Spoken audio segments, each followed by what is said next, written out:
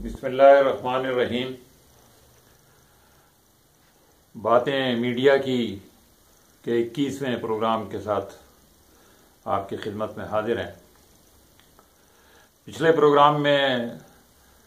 Radio Pakistan کے متعلق اور اس کی موجودہ صورتحال کے بارے میں کچھ بات چیت ہوئی۔ اب اس صورتحال سے کیسے نمٹا جا سکتا ہے، کوشش کریں گے کہ اس پروگرام میں اس پر بات کی جائے۔ صاف ظاہر ہے ریڈیو پاکستان کو اس کی پرانی اہمیت اور حیثیت دلانے کے لیے پیسوں کی ضرورت ہے، بجٹ کی ضرورت ہے۔ حکومت کی مالی حالت اور ملک کی اقتصادی حالت ویسے ہی درست نہیں ہے۔ ایسے حالات میں ریڈیو پاکستان کو بہتر کرنے کے لیے اور اس پر پیسے خرچ کرنے کے لیے کہاں سے آخر رقم آئے گی؟ اس کا ایک آسان سا حل بہت سارے لوگوں نے پیش کیا ہے،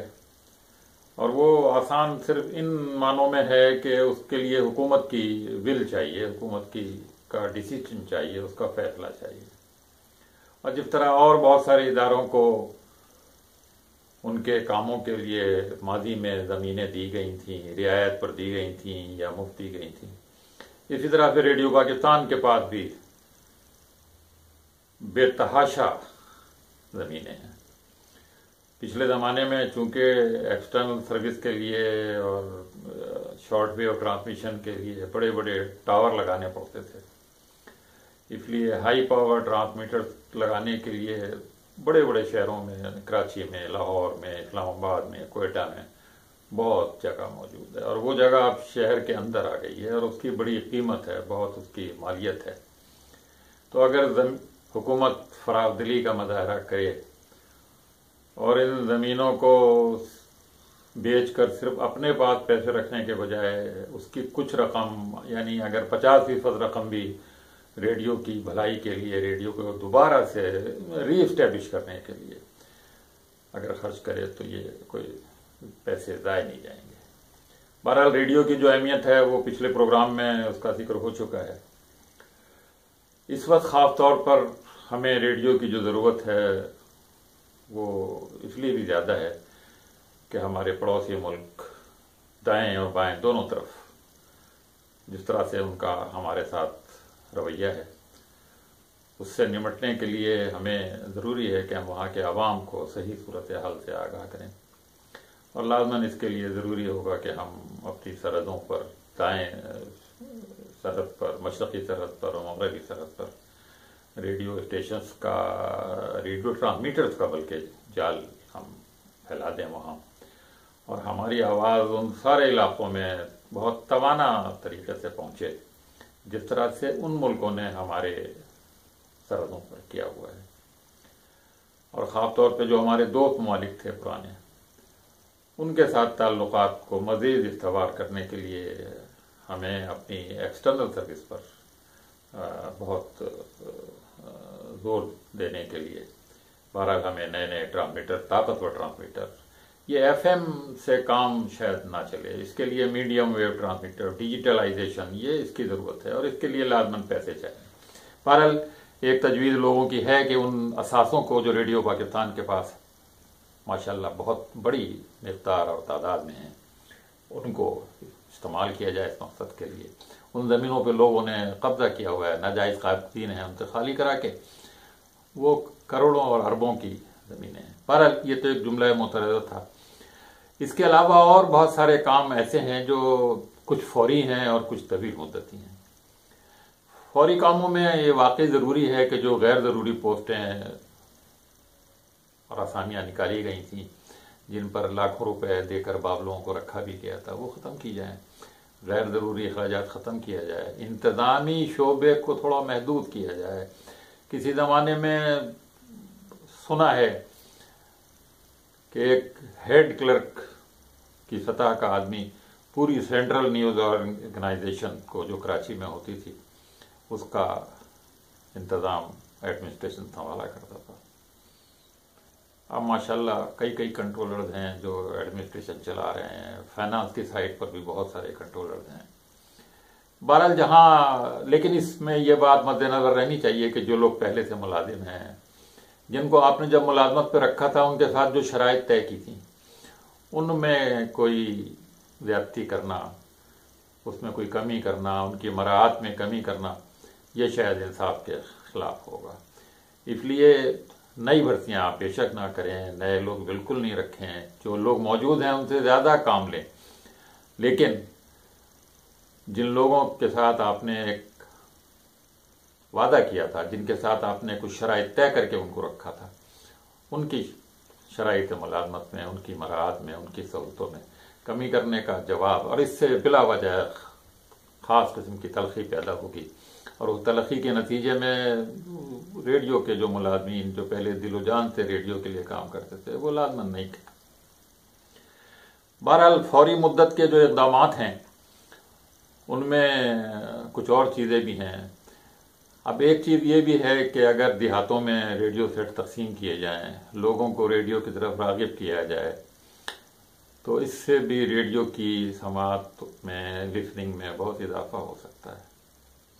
گنجائش اب بھی ہے، اب بھی ضرورت ہے کہ اپنے 60% لوگوں کو، جن کا تعلیمی معیار بھی شہروں جیسا نہیں ہے، ریڈیو کے ذریعے حالات حاضرہ سے، دنیا کے واقعات سے، ملک میں ہونے والی ترقی سے، ملک میں پیدا ہونے والے مسائل اور مشکلات سے ان کو بھی باخبر رکھا جائے، ان کو بھی آگاہ رکھا جائے۔ غیر ضروری اسٹیشن آپ بلا شبہ بند کر دیں۔ پچھلے سیاسی ادوار میں بہت سارے ایسے اسٹیشن کھولے گئے جن کی قطعاً کوئی ضرورت نہیں تھی۔ وہاں آپ ٹرانسمیٹرز رکھیں، کم طاقت کے ٹرانسمیٹرز رکھیں، اور ان ٹرانسمیٹر کے ذریعے اپنی علاقائی زبانوں پہ زور دیں۔ علاقائی زبانوں کے پروگرام آپ جتنے بڑھائیں گے، جتنے دیہاتوں میں جو زبانیں ہمارے ہاں، ماشاءاللہ ہمارے ہاں بہت ساری زبانیں بولی جاتی ہیں، ان سب زبانوں میں ہم اگر اپنا میسیج، اپنا پیغام، ملک و ترقی کے لیے لوگوں کو راغب کرنے کے پیغامات اور اس طرح کی چیزیں ہم نشر کریں، تو ہم کیوں نہ وہی دور واپس لا سکتے ہیں جو کسی زمانے میں ریڈیو پاکستان کا زرعی دور کہا جاتا تھا۔ ایف ایم کے پیچھے ہمیں زیادہ نہیں پڑنا چاہیے، ایف ایم کو ہم نجی شعبے کے لیے چھوڑ دیں۔ 2-4 اسٹیشن بہت کافی ہیں، کراچی، لاہور، اسلام آباد وغیرہ، کوئٹہ کے۔ باقی نجی شعبہ ٹھیک ہے، تفریح فراہم کرتا رہے۔ ایف ایم پر کبھی الگ بات کی جائے گی کہ ایف ایم کی کیا افادیت ہو سکتی ہے۔ بہرحال موجودہ حالات میں جہاں ریڈیو مالی طور پر خسارے میں ہے اور ریڈیو کو مالی مشکلات درپیش ہیں اور خود حکومت کو درپیش ہیں، تو ایسی صورت میں اور کیا ہو سکتا ہے؟ ایک اور تجویز جو سامنے باب لوگوں کی طرف سے آئی ہے وہ یہ ہے کہ ریڈیو اور ٹیلی ویژن کو آپس میں ضم کیا جائے۔ جس وقت ٹیلی ویژن کی آمد ہو رہی تھی پاکستان میں، اس وقت بھی یہ تجویز آئی تھی، لیکن کچھ لوگوں نے اس کی مخالفت کر کے ایسا ہونے نہیں دیا۔ دنیا کے بہت سے ملکوں میں ریڈیو اور ٹیلی ویژن کی ایک ہی کارپوریشن، ایک ہی ادارہ ہے۔ چونکہ یہ ڈپلیکیشن ہے، بعض چیزیں ایسی ہیں جو ایک مرتبہ ریکارڈ ہو جائیں تو وہ ریڈیو اور ٹی وی دونوں پر کام آ سکتی ہیں۔ خاص طور پہ یہ نیوز کے شعبے میں تو یہ الگ الگ 2 جگہ کام کرنا یہ بہت ہی ٹھیک ہے۔ ویڈیو اور ٹیلی ویژن پر دکھائیں لیکن آواز ریڈیو سے نشر ہوگی، خبریں وہی ہوں گی، خبریں بنانے کا طریقہ وہی ہے، صرف اس میں ویژول کوریج جو ہے وہ ٹیلی ویژن کا ہوتا ہے۔ تو اس طرح سے اگر ریڈیو اور ٹیلی ویژن کو مرج کر دیا جائے آپس میں، اور 2 بڑے بڑے شعبے اس کے بنا دیے جائیں جو اپنے طور پر بالکل آزاد ہوں، ایک خبروں کا شعبہ اور ایک پروگرام کا شعبہ، یعنی پروگرام سے مراد میری موسیقی، ڈرامے اور تعلیمی پروگرام، سائنسی پروگرام، یہ دیگر پروگرام جو ہیں یہ ایک شعبے کے حوالے کیے جائیں، اور نیوز کا شعبہ جو ماشاءاللہ ریڈیو کا ابھی بھی بہت اچھا شعبہ ہے، اس کو اگر ٹیلی ویژن کے ساتھ مرج کر دیا جائے تو حکومت کے بہت سارے اخراجات میں کمی آ جائے گی۔ لیکن یہ ایک بہت یہ طویل مدتی منصوبہ ہے، اس پر بہت غور و خوض ہوگا اور سب، لیکن فی الحال فوری طور پہ تو یہ کیا جائے کہ جو بورڈ بنائے گئے ہیں ریڈیو کے اور ٹیلی ویژن کے لیے، ان میں صرف پالیسی سازی تک محدود رہا جائے۔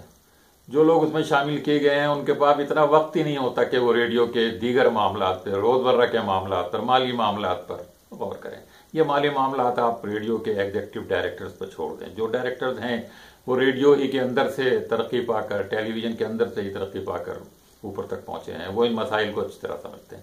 ہاں اگر پالیسی کا مسئلہ ہے، آپ چاہتے ہیں کہ پالیسی ہم دیں گے، حکومت دے گی